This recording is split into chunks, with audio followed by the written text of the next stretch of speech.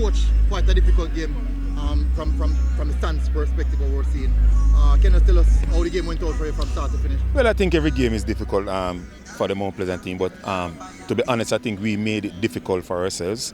You know, by not doing the simple thing. I think especially in the first half of the deceiving procedure, I think we made it easy for the opponent defending line. I think in the second half when we make a few substitutions, then you could sense that the goal was coming.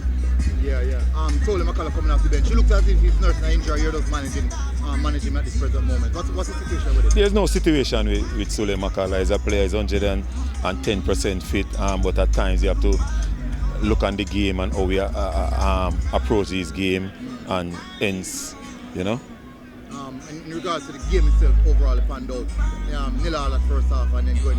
Do you think that some of these games are getting a little bit too close, or it's just the quality of the league overall? Well, I wouldn't say getting close. I think, as I said before, if you look on the game this afternoon, I didn't, apart from in the last half, one chance from the Tivoli team. So they weren't offer anything going in attack. And again, if you look on the last game, most teams could come here and they came in for a point, and that was the end result for the Tivoli team this afternoon. But unfortunately, we get a goal. It should have been more, but again, such is the game. Sometimes when you watch other teams play and you look at how they play against Mount Pleasant, you get this perception that some of these teams have come a bit more harder versus Mount Pleasant. Well, yes, you expect any team come to play against a Mount Pleasant team, but it's how we execute on the day, and we need a bit more commitment. We need the desire out on the pitch.